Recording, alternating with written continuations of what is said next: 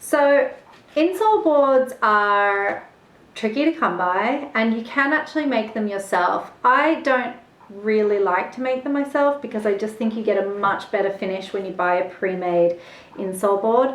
But if you don't have access to these, or you can't get them in the size that you want, it can be handy just to know how you can make your own. Okay, so let's start with what you're going to need. There's two options here. You can make your insoles using a vegetable tanned leather, which is what I also use for soles sometimes. If you want to do it vegan though, you can use Texon board, which is the insole board that you'll usually see at the front of an insole, and then a shank board, which is kind of like a much denser, harder version of this, so with less flex. I don't actually have any shank board because I never use it, but if you do want to use it, it's basically a denser version of the Texan board. So the other option is to use a veg-tan leather, which is what I'm going to use today. I have got pre-cut a piece of veg-tan leather, which I have fitted to the bottom of my last, and I've just put a little tack at the back and at the front there like that. Now, in order to get this to take the shape of the last, I actually gave it a little spritz with water like this, and I took a bike in a tube, but if you're at home you could use cling film, which would work really well. And essentially I just wrapped it around really tight. I only left it for about 20 minutes, but just sort of like that in the curved area. And I wrapped it around really tight and then tucked it in. And that was just to sort of make it mold to the shape of the last. I chose not to do that on camera because it would just make this a really boring video. All right, so once you've got that semi-molded to the bottom of your last, we can start getting ready. Now, you're gonna need a shank. You can get these at, I get these at leatherandgrindery.com, but check out Google as well to get metal shanks.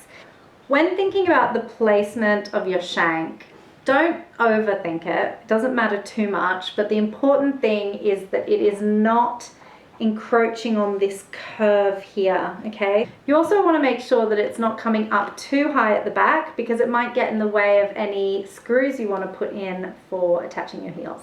Now you'll see, might be a little hard to see on camera, but this isn't actually perfectly in line with the last. When you buy these, they usually do come pre-curved, but it might not be the curve that you want. Once you're happy with the placement there, just take your hammer and hit the shank until you're really happy that it's in the exact curve that you want. Now it's a little hard to show you this in a video because the last thing I want to do is just bang it like this on the table because it's all a bit wobbly. So I usually place that between my knees and just give it a really good bash with the hammer.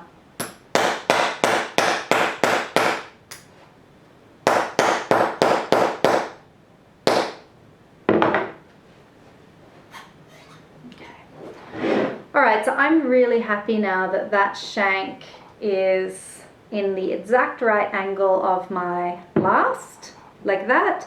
It's sitting really nice and flush to the leather.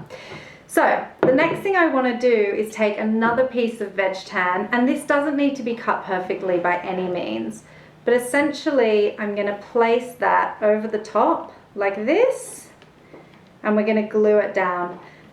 I always cut this piece just a little bit bigger because we've got to accommodate for the ridge that we're going to get from the shank there, but also because I like to glue it down and then neaten up the edges after.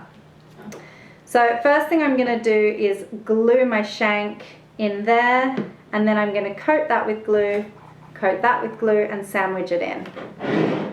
And I will be using the extra strong stuff for this step.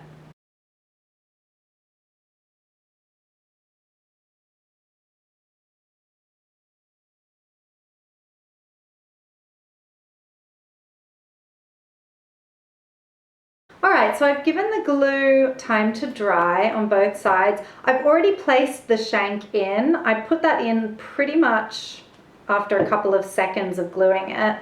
The veg-tan leather itself was actually still the tiniest bit wet. which I just find really helps when you're putting a shank in, because when I actually hammered that down in place, it really sunk into the leather and just took the shape of the last really nicely. So I'm really happy with how that shank is placed in there now, and how it's all fitting to the board. So I would now just stick that on there like that and we would be done. However, it's really important that you don't forget to take these tacks out, and it's really easy to forget to take your nails out.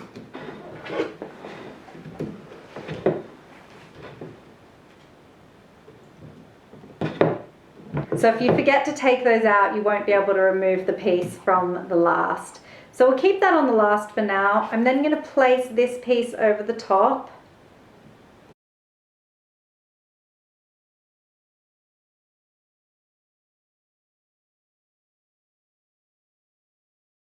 So once you've got that in place, just give that a little hammer down as well.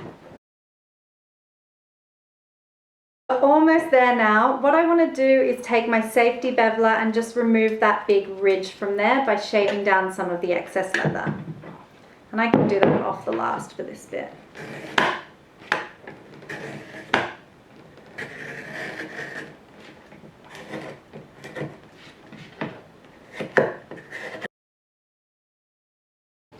Sometimes I use the edge of the table to get really close. So you can see I've really smoothed that transition there now. This is starting to look really good. I've still got quite a lot of excess on the sides there, which I'm going to tidy up with my scissors.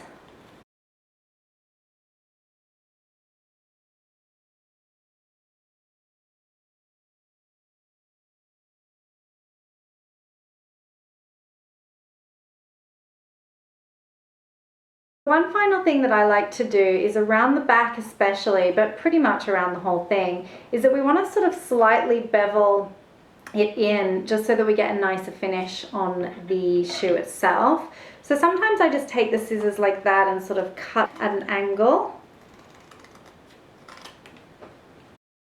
And as the veg-tan dries, it even becomes a bit sturdier than it originally was. And once you've beveled the back a bit, and the sides a little bit if you can. You can even take the safety beveler to do that if you're feeling confident.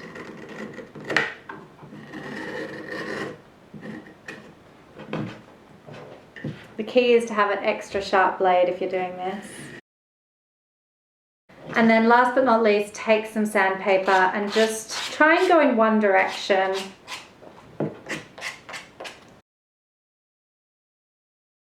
Okay, and there we have a finished handmade shanked insole, and you can feel that is rock hard from the shank in there, which is really nice and sturdy.